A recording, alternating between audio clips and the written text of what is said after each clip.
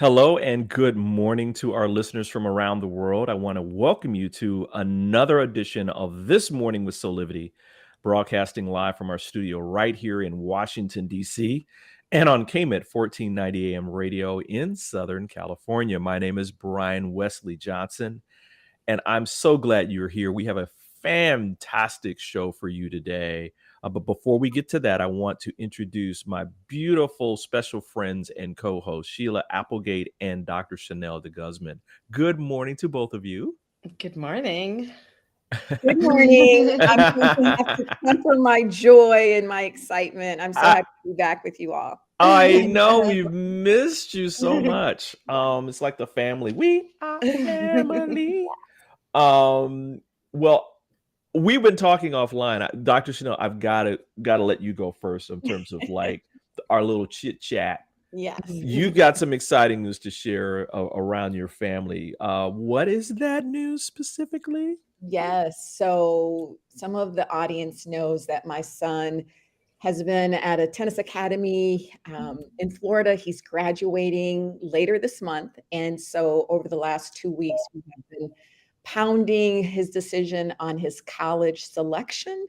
And I'm happy to say on this Monday, May 1st, he made his decision, which was the deadline. And he has selected the University of Michigan right here in Ann Arbor. So he will be home. Yes, he will be living on campus, but he will be home a crow's way, about 40 minutes from his home.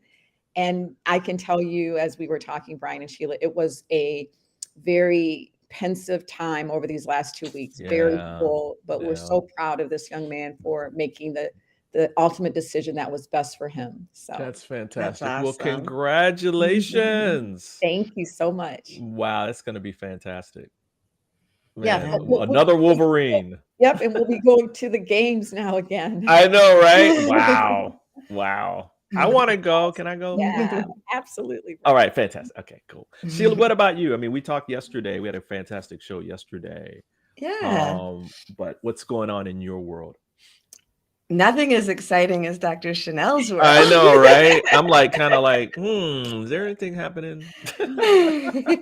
Thanks, guys. Well, on that note, we've got some excitement for you, Sheila, with this show today. I want to go ahead and get this clip that we have for you to set up the show. But before we begin, I want to remind our audience, listen, we want your questions, your comments, your thoughts. Post them right here to our live chats on Facebook and YouTube, and we will get you into the conversation. We'll even post some of those comments or questions to our live feed so people can see what you are talking about. This week on The Daily Show's After the Cut series, which airs on Comedy Central, show correspondent Duce Sloan was asked a specific question that stirred her to give an answer which went viral on social media. Let's take a listen. What would you say your biggest challenge has been getting you to where you are currently? Hope.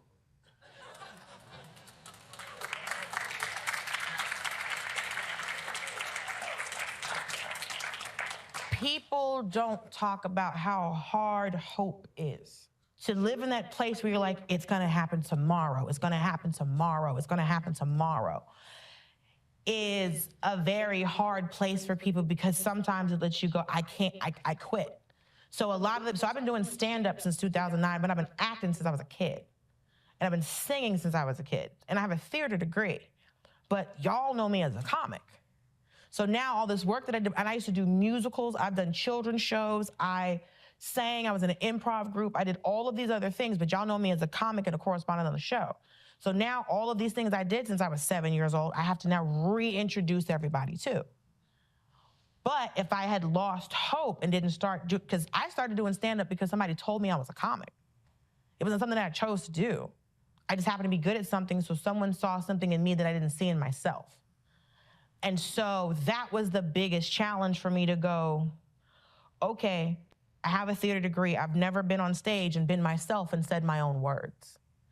So getting into stand-up was one of the hardest things for me because I'd never been myself on stage. I knew how to perform. I knew how to find my light. I knew how to plant my feet. I knew all of the trappings. I'd done on stage 900-seat theater with no microphone and sang to the back of a room. I can perform, but not as me. So that was the hardest part of the whole process, going, okay, I have to be dulce. I haven't done that before. So that was the hardest part into that. And also listening to my mother. Because a comic told me in 2007 that I should do stand-up, and I didn't listen to him. But I started when I was supposed to. You see what I'm saying? So you get things when you're supposed to, which is always hard to hear. But in 2009, and once again, on unemployment, look at God, and I was taking a sketch comedy class, and I got laid off from a job, and the comic Big Kenny is like, again, come take my stand-up class. And I was like, Unc, I don't have a job.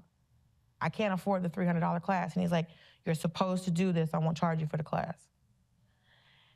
And then I couldn't decide what to do, and my mother told me, because Big Kenny had been inviting us to shows for 2 years. He's like, you have to do this, you have to do this. I was like, nah, I'm good. And then my mother came up to me one day before the class started, and she said she had a dream that the whole world was laughing at me. And she didn't understand what it meant. She was like, why are people laughing at my daughter? I don't understand what's going on. What did she do? And then she said she prayed on it, and she was like, oh, my daughter's a comedian. So because of my mother, and I didn't talk about this for a long time because he used to piss comics off. When I took a stand-up class, and my mother supported my choice to do stand-up. A lot of comics don't get that feedback from their family. And so I did it. And so May 12th will be my stand-up anniversary. And if someone can do math, that's what, 14, 15 years? Thank you, gracias. I went to school in Georgia, so I don't know what you want from me. But Gwinnett County, so I did okay, but I can't, the sixes and multiplication are funky. And so, yeah, on the 12th, it'll be 14 years, but either a lot of things from just like, I'm not sure. I moved to LA with suitcases. I moved here with suitcases, and now I'm moving, and it's like, so now you have to just go, I will be okay. But for me, the hardest part is hoping is I want to be a mother and have children, and I don't have that in my life. So the same hope that I applied to work, I now have to figure out to apply to this other thing. And that's even harder. Because I knew what to do to be successful in my career. I don't know how to hog tie some man. So yeah, the hardest part of any of this is hope. Because you have to believe in you more than anybody else. And you have to love you more than anybody else. Woo! So yeah, we're talking about hope today, y'all. Yeah. It is a challenge and an opportunity, and just want to go around and get your first reactions, ladies. I'll go to you first, Dr. Chanel. Thank you, Brian. Would you mind if I at least share a definition of hope? Sure, go for it. Okay, because I needed the grounding for myself, because I'll be honest with you all, I'm not as in touch with hope. So we'll tease this out. I don't think a lot of people are either. Yes. So let's start with the definition. So the definition of hope is defined as a feeling of expectation and a desire for a certain thing to happen. So you're holding on to something, or with earnest anticipation. You want something to happen. Yeah. So my initial thoughts, first of all, this is honestly my first encounter with Dulce. Yeah. And you can tell, yeah, she has definitely clinged on to her hope, which has gotten her to continue to take a step after step, not knowing the outcome. And so I appreciate her journey, as well as the fact that what really gravitated for me was that she was the first time that she said she heard her own words, and that she was the first time, in terms of being a comic, is that she was the first time able to be herself. So the journey of hope gave her those very valuable, tangible things or intangible things of being yourself. I can't think of a greater gift than that. But I will say that I do have a little bit of a disconnect with hope because I am used to making things happen for myself. If I want something, I usually make it happen. So Mm-hmm. I know we'll Mhm. tease us apart, Brian and Yeah. Sheila. So, Sheila, go ahead. We're not as far off as you would think with this. I Yeah. think I was kind of like, when I heard it, I didn't hear the question, and she started talking, and I'm like, wait, what? Hope is her hardest thing. And then as she spoke, I was like, yeah, that makes sense. And I Mhm. started to think about what I feel the energy of hope is. And in the manifestation process, it is an important piece because it's sort of like our present self is Mhm. envisioning what we want our future self to experience, and then kind of holding that out there as maybe a carrot to reach to the next space. Right. And then at the same time, there's a point, and she nails it in here. There's a point of surrender where you may have that hope and think you know where and how it's going to unfold. And then an opportunity comes up that seems outside of that, but you take it, and that's what reaches you to that original space that you were looking for. Mm. Mm. Mm. It's funny. I think my first reaction was, yeah. When she said hope, I was like, it almost kind of stopped me in my tracks because I think people were going to talk. I think she was going to talk about like the challenges that she has as a woman of color, being on this show, doing doing all these things, and the fact that she said hope was just kind of like blew me away. Like, yeah, because that's the being, right? Right. You have to embody this beingness of what you want to create in your life first, and then you're attracted to do the things that you need to do so you can have the life that you want. And so, like Dr. Chanel, when you were talking about the fact that, hey, when I want something, I just go out and create it, that's a very beautiful thing, because I think that you're able to embody what that feels like for you immediately, which is a fantastic thing, and I think what she said is, like, in her professional life, she's had to go through the process of learning how to do that, which is something I think that all of us need to do. Listen, we're going to take a quick break. And when we come back, we'll be sharing some times in our own lives where maybe it was difficult for us to hope. So when we come back, we're going to talk more about hope, a challenge, and an opportunity on This Morning with Soulivity in just a second. Hey there, this is Brian with Soulivity.com. I want to share some exciting news about our new Aspire Academy by Soulivity. Now, you probably want to know what the Aspire Academy by Soulivity is. Well, it exclusively connects you with people around the globe and who share the intense desire to improve themselves and create a better life for themselves today. There's classes, there's workshops, there's live events, and even more exclusively just for you.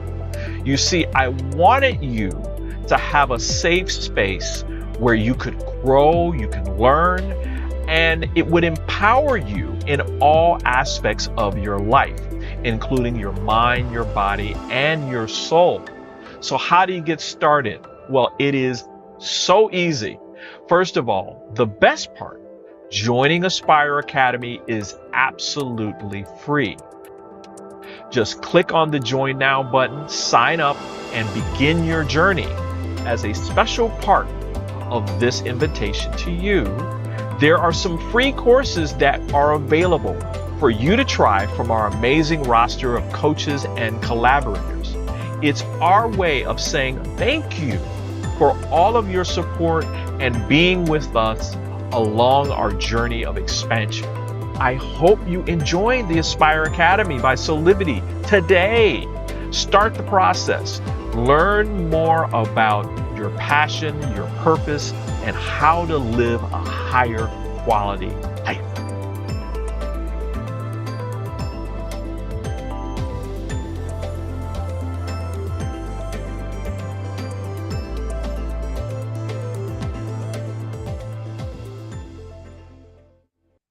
And we're back with more of This Morning with Soulivity. I'm joined today by Sheila Applegate and Dr. Chanel DeGuzman. We are talking about hope today. I think we don't talk about this enough. And so we're going to talk about it here. Sheila, do you remember any times in your life where, like Dulce, where you've had to like hope your way through some things? Yeah, absolutely. In fact, there's, 3 areas of my life that pop into my mind. And the first one being when I was a young mom, and I was Wow. going through a life-threatening illness that they really didn't have the treatment plans for yet because it was newer. And it was hope, it was that determination hope. And that's one time when it was like the hope, the desire to be there for my kids, and the hope was there to support me. Right. But also it was also a lack of surrender. Like at some point I had to surrender to the idea of dying and be okay with that. Yeah. And as soon as I did that, I started to heal. I healed. Wow. So, and I see that like when, in relationships, and also very much in my career as an entrepreneur from back at that time through, where I would, keep moving forward, like Dulce said, with that hope, and doing the next thing and doing the next thing. And I was successful along the way, but it was the time where I decided to make my, to run my business on joy, to make my choices about what to do based on joy, which is a level of surrender in itself that moved things into the space that they are now, which is that success that I was hoping for. Wow. Amazing. Amazing. What about you, Dr. Chanel? Okay, so I had one example, but when Sheila was talking, you made me think of something else when I actually surrendered. And I'm going to be a little personal in sharing that initially my husband and I, after I, went to graduate school, I got the PhD. So now we're going to have kids, right? Right. I can make that happen, right? And lo and behold, it didn't happen. And I'm thinking, okay, what's going on here? Da, da, da, da. So we finally go and we get some assistance with IVF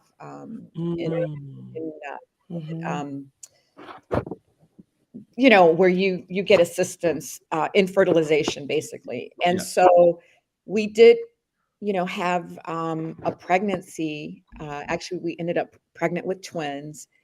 And we were advanced in our age. So that is why we also got the assistance. But unfortunately, just to be serious here, we did lose one baby at 7 weeks. And then we lost the baby at 8 weeks. Of course, I was, devastated. We're both devastated. It took time to recover from that. Yeah. So then, Sheila, I let go and completely surrendered to the fact of, okay, this is out of my hands completely. Right.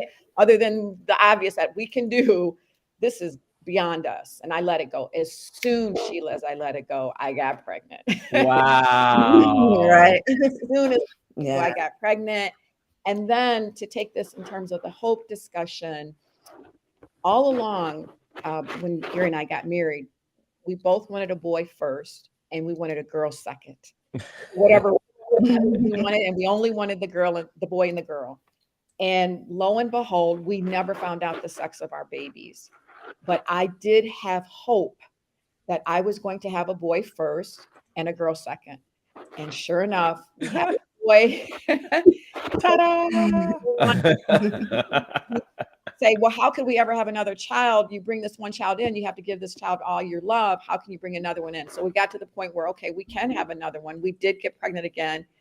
Didn't know I was going to have the girl. And I looked down and there's a little girl. Wow. That was the first time, honestly, with you saying that, Sheila, that I realized that I surrendered, I let go, and I did hope. I was hoping Right. that little boy.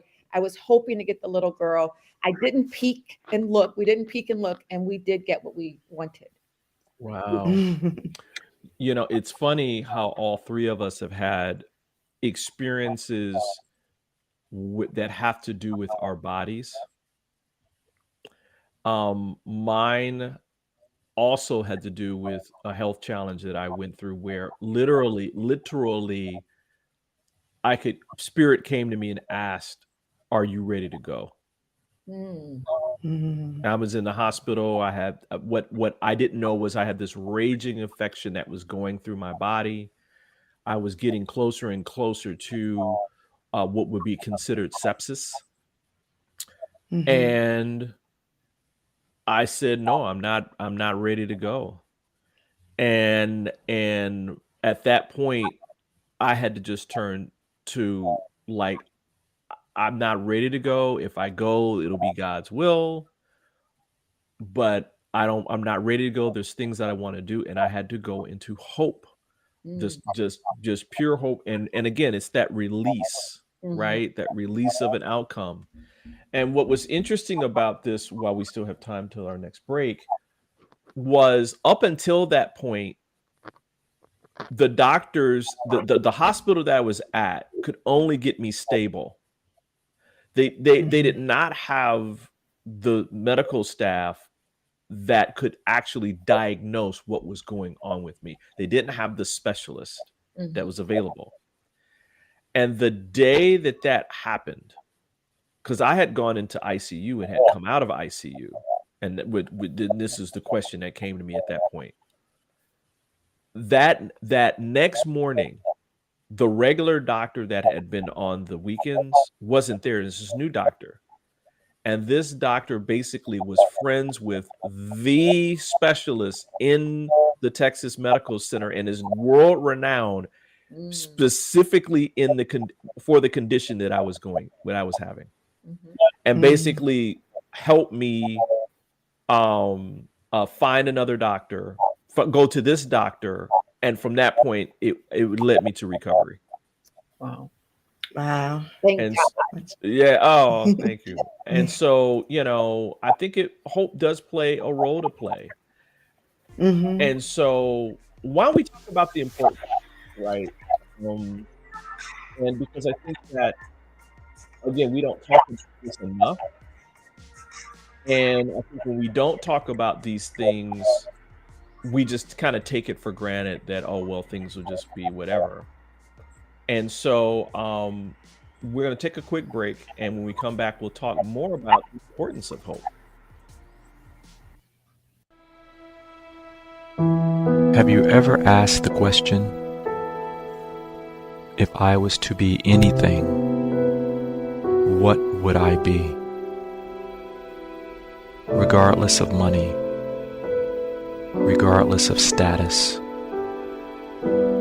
beyond popularity and fame. Living your passion, feeling your life has purpose. Soulivity is a space to nurture that which lives in all of us. A place where work can become play, and doing what we love creates the dreams of a lifetime.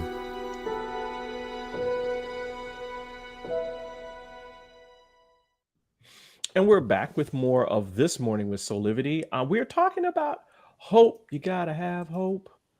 I think that's a song. There's got to be a line in some song. Exactly, right? It's got to be there. You know me. One aspect of this that I want to kind of ask you guys about something that I think that makes hope so important. Both of you kind of talked about this, and that is that hope kind of leads towards surrender. Mhm. And then I Mhm. also thought that another aspect of this that hope is the bridge for is faith. Yeah. Mhm. And, Mhm. you know, Dr. Chanel, you brought in the definition of hope.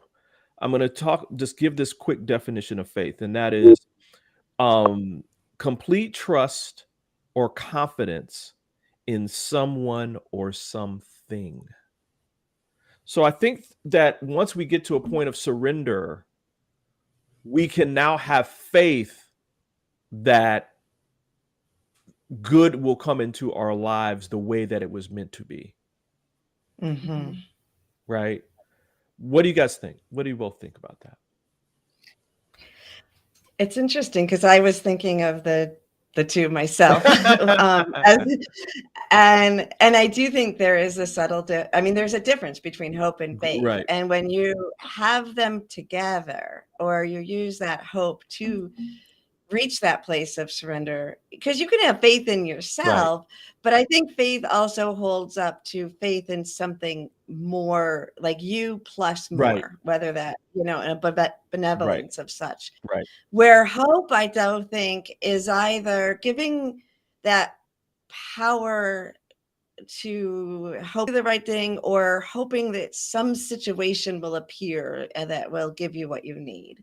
So there's like a subtle difference in that, to me, that I do think they go together, and maybe hope is the bridge to faith. Sheila, I think you're right. I think hope is the bridge to faith. And Brian, I also looked up the definition of faith, and I think we were reading from the same definition. And yes, I think that, and actually, I read something where it says that hope is the soil in which we exercise our faith. So hope is Mm. the soil in which we exercise our faith. And it's that reliance on something outside of ourselves, like maybe in all of our cases, the reliance on God. Mhm. Mhm. Mhm. Also, having that conviction, that commitment. And I had to really start thinking about, how do I tease apart hope and faith? Right. And Right. I do think that they are somewhat interchangeable, but they are also distinct. And then, in the Bible, it does say faith, hope, and love. Did I get that right? Mhm. Yeah. Yeah, right. So hope is right next to faith. Right. Right. Right. Right. Right. Right. Connected. And then I also read just a quick example where, like if the father tells the little boy, we're going to go to Disney World, right? Or we're going to some amusement park. So that child, because he trusts his father, he believes that they're going. Like, there's not Mhm. doubt that they're going. But then maybe the hope is more like that anticipation, like, oh my God, we're going. I do hope we are going.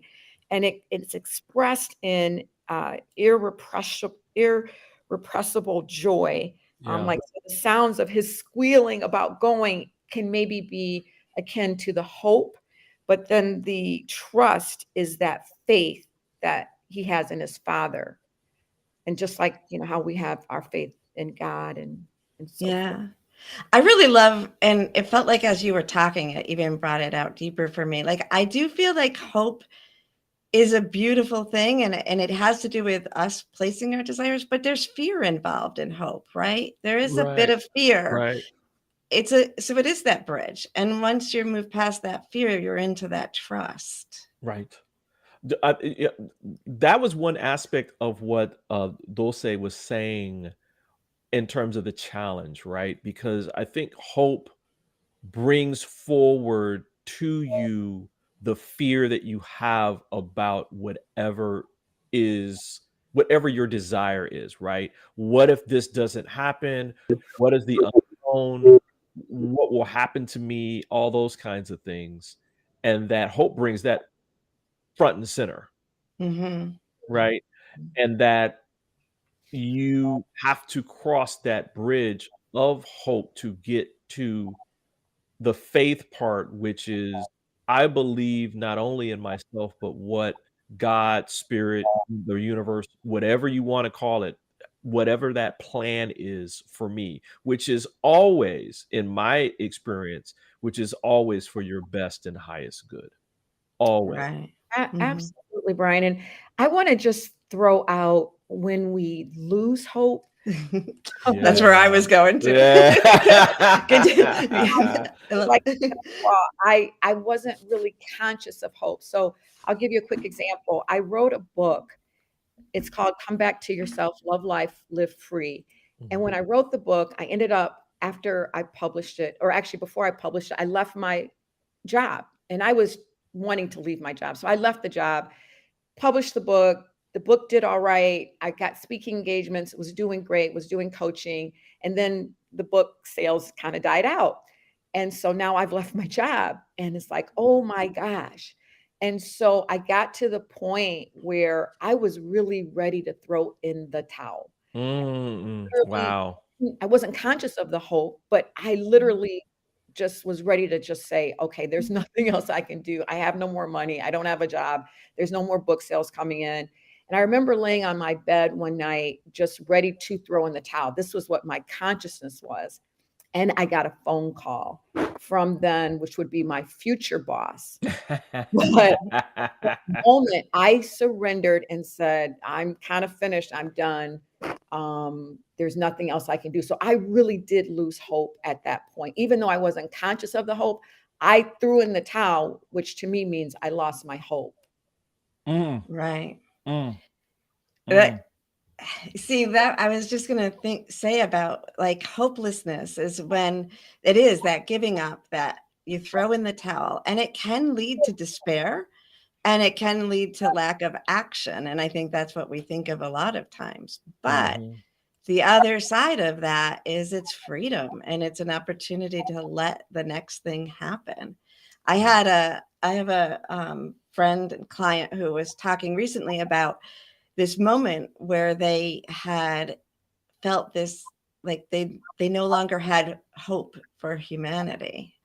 And Wow. but the incredible thing is that their whole body relaxed, and they started to, when they weren't trying to make, when they weren't hoping for humanity to be a certain way, they started to, after a little bit of process, really enjoy life and let it show up as it is more, because they weren't hoping that we get it right. And I think a lot of us can feel that right now, right? Like when we really are like, oh man, this is wrong, let's hope that it gets better. Right. It's pressure too.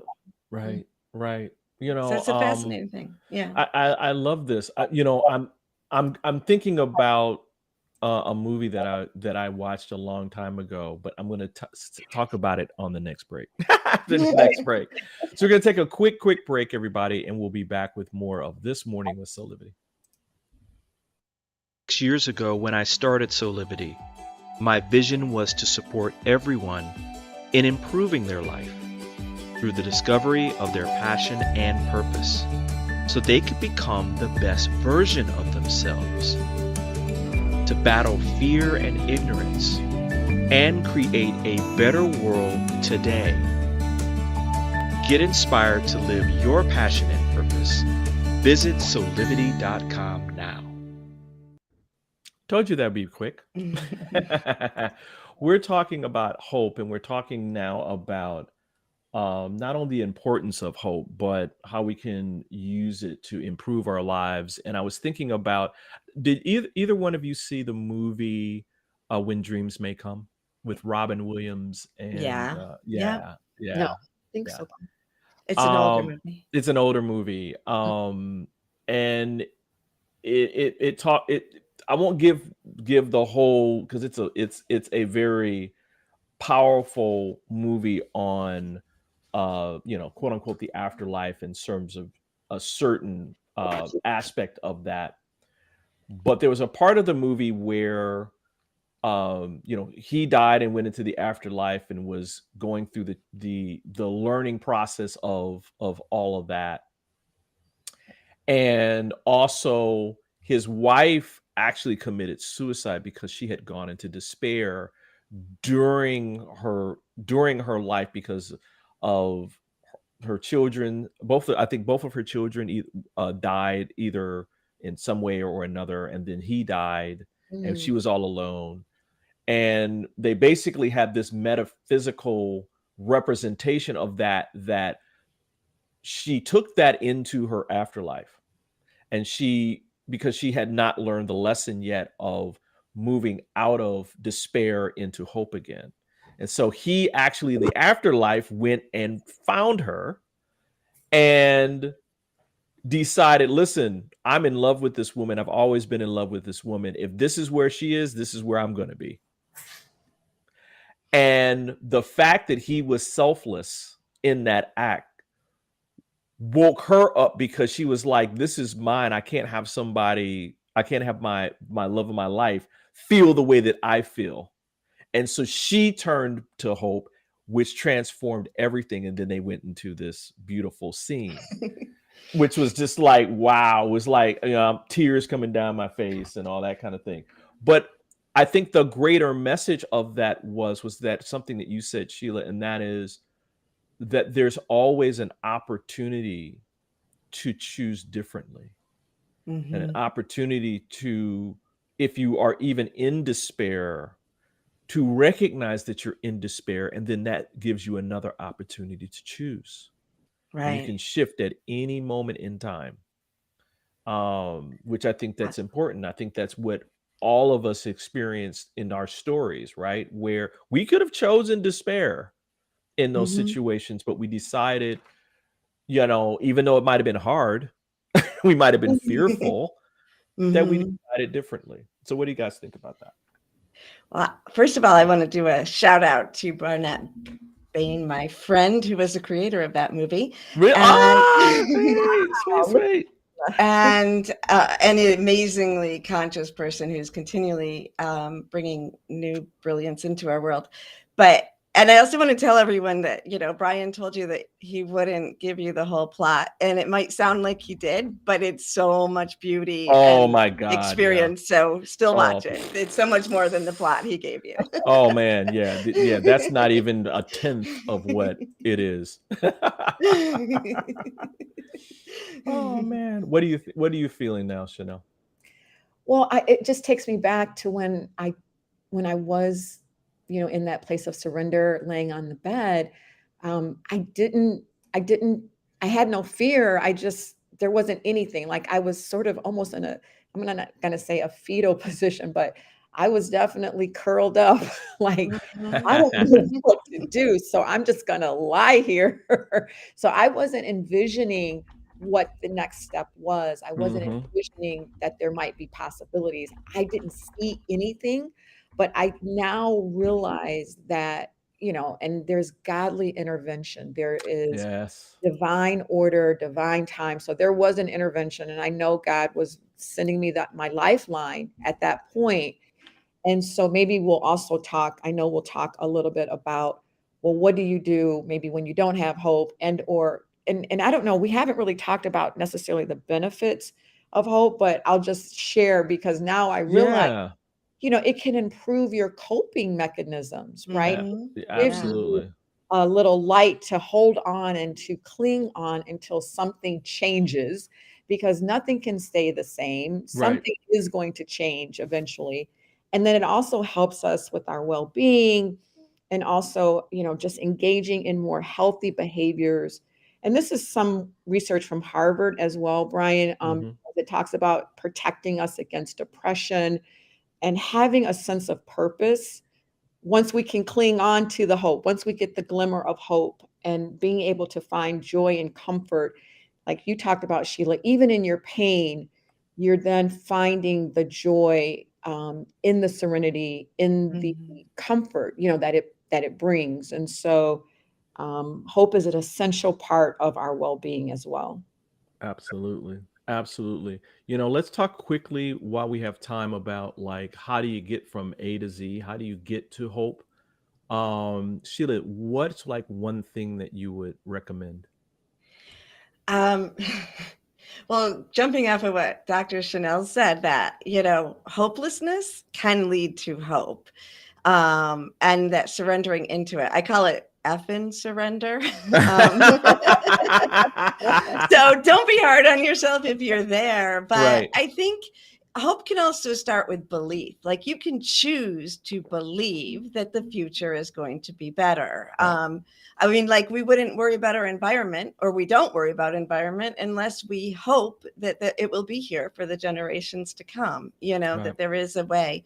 So I think being in touch with yourself, and if you feel hopeless, let yourself feel hopeless and let that be an opportunity for something to come in, or reach out and find something. You know, for me, it's always looking at the younger generations. The younger generations always bring me hope, no matter what. Mm-hmm. Mm-hmm. Absolutely. Dr. Chanel, what's one thing for you?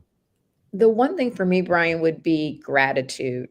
Oh. Practicing Woo. gratitude, I think, will keep us Snaps. grounded and Snaps. keep us present so that we don't slip too far into hopelessness, but appreciating what we do have. So I did have a home. I had a bed to lie in. Mhm. You know, we have breath, we have light and life in us. And so whatever you can look around in your immediate surroundings and grab and gravitate to that gratitude, that might be that initial additional energy, that additional source that can help you envision new possibilities or start to come up with a game plan to take a different approach to whatever situation you might find yourself.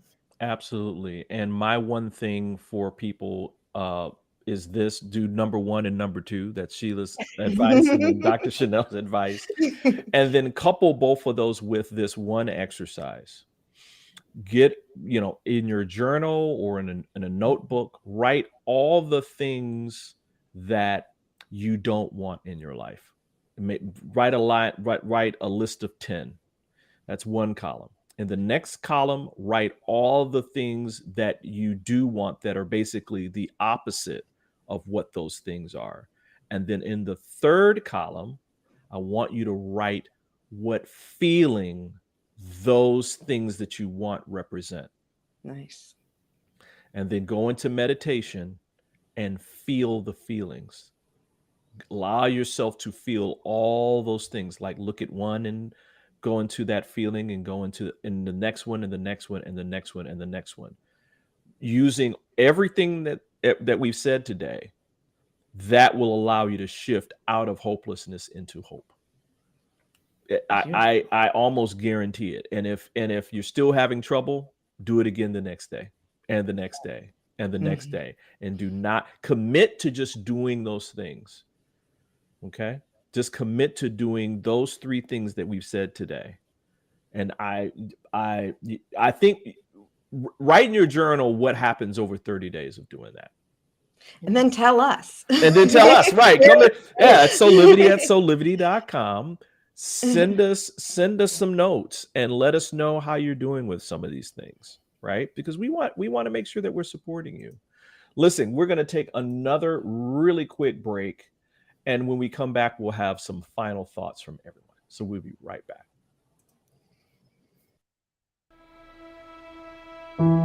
Have you ever asked the question, if I was to be anything, what would I be? Regardless of money, regardless of status, beyond popularity and fame. Living your passion,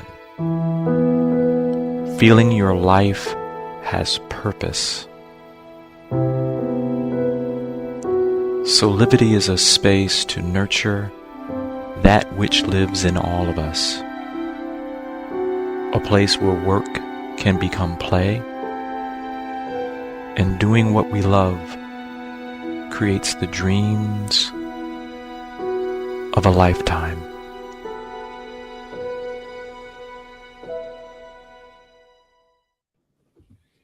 And we'll go to final thoughts. Dr. Chanel?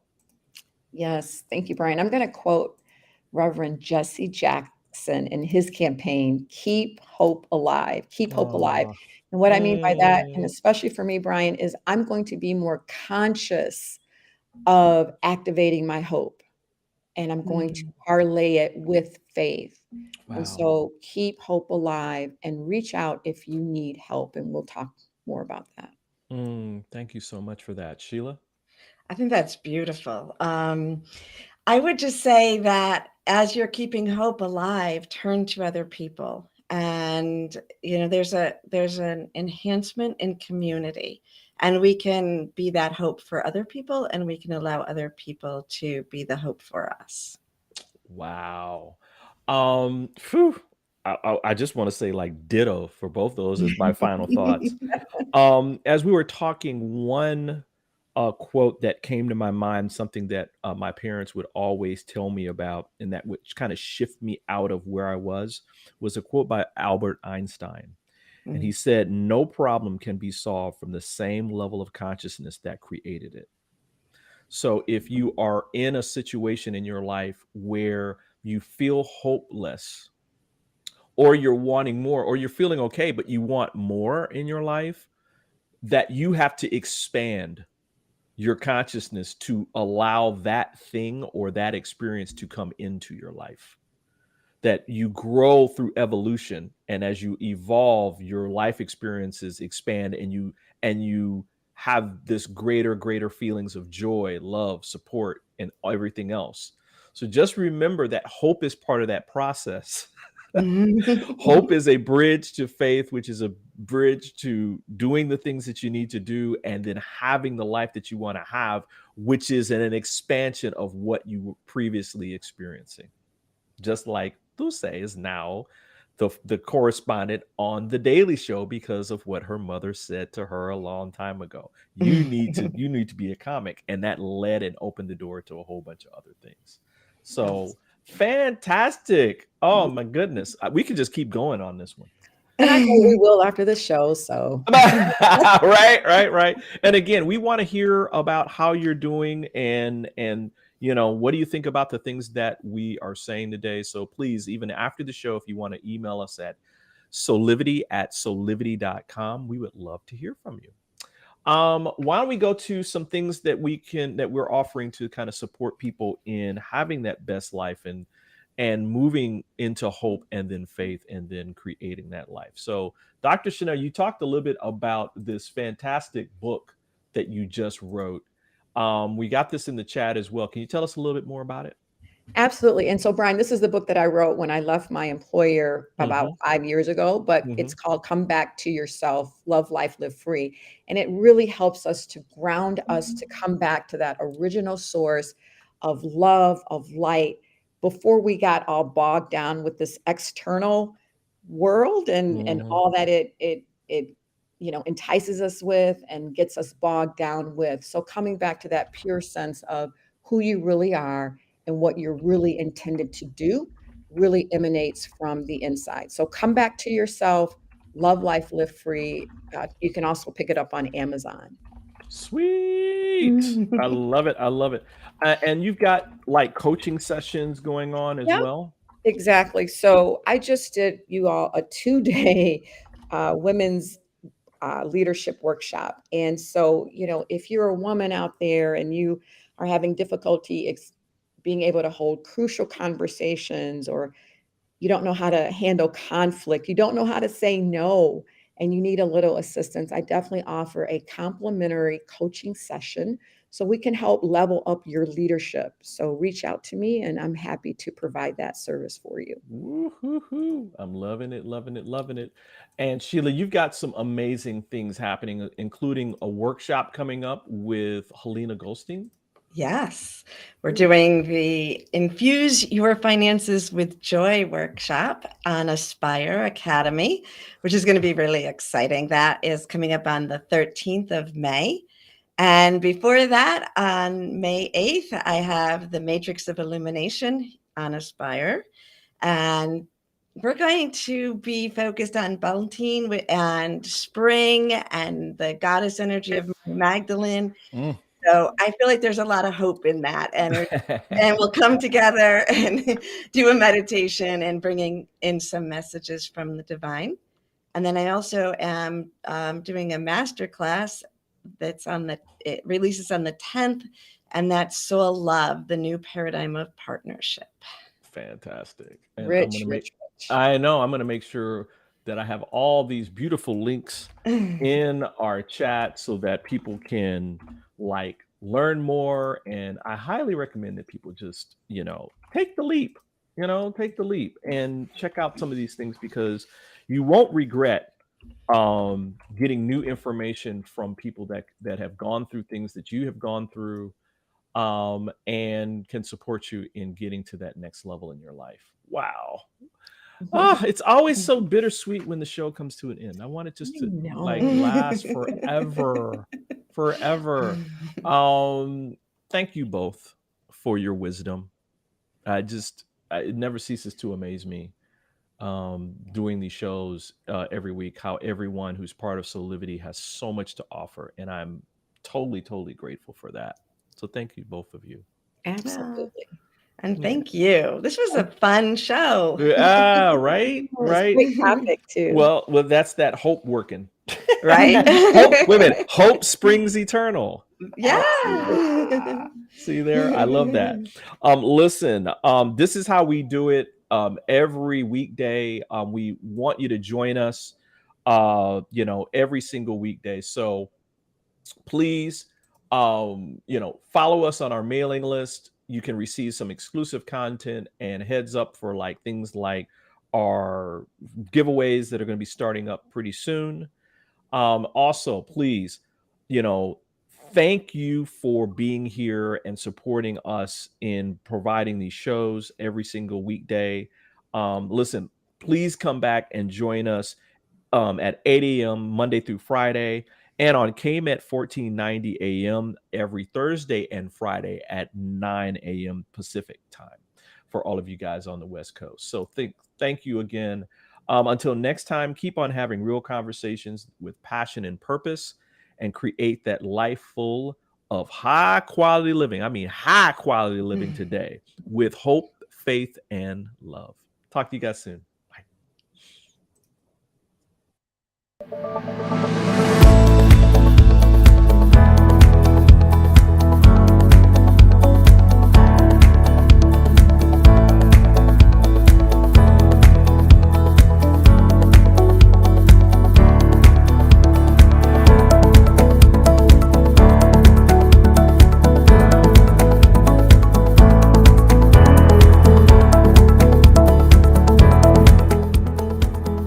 This work is subject to copyright owned by Affinity Global LLC.